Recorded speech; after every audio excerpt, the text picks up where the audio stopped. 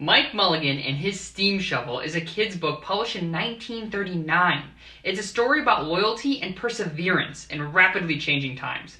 Something I think we can all relate to. So show this to your kiddos or just enjoy it yourself because it's a good one. Mike Mulligan had a steam shovel, a beautiful red steam shovel. Her name was Mary Ann. Mike Mulligan and Mary Ann had been digging together for years and years. It was Mike Mulligan and Mary Ann and some others who dug the great canals for the big boats to sail through. Then along came the new gasoline shovels, and the new electric shovels, and the new diesel shovels, and took all the jobs away from the steam shovels. Mike Mulligan and Mary Ann were very sad. All the other steam shovels were being sold for junk, but Mike loved Mary Ann. He couldn't do that to her.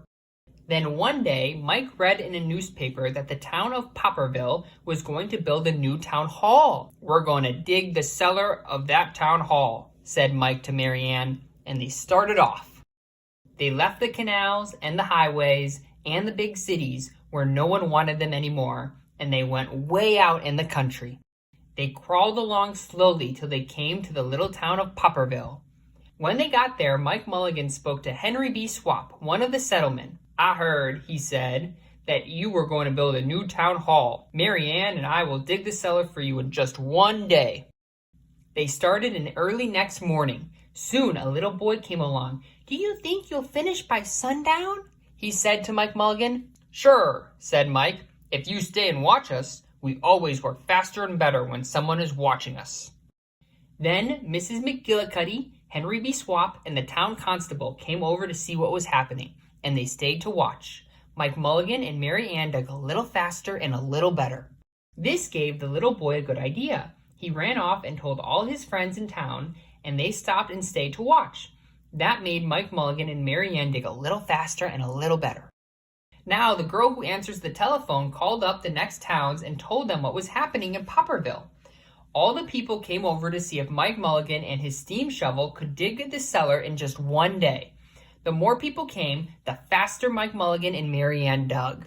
Then it was suddenly quiet. Slowly the dirt settled down, the smoke and the steam cleared away, and there was the cellar all finished. The sun was going down behind the hill.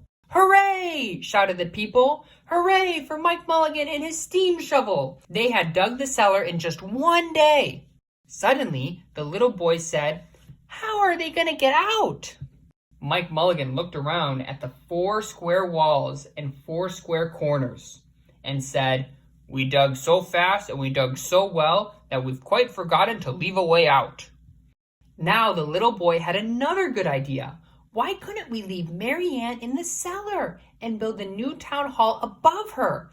Let her be the furnace for the new town hall and let Mike Mulligan be the janitor. "Why not?" said the people. So they found a ladder and climbed down into the cellar to ask Mike Mulligan and Mary Ann. "Why not?" said Mike Mulligan. So it was decided, and everybody was happy. They built the new town hall right over Mike Mulligan and Mary Ann. It was finished before winter. Now when you go to Popperville, be sure to go in the cellar of the new town hall. There'll be Mike Mulligan and Mary Ann, Mike in his rocking chair and Mary Ann beside him, warming up the meetings in the new town hall. The end.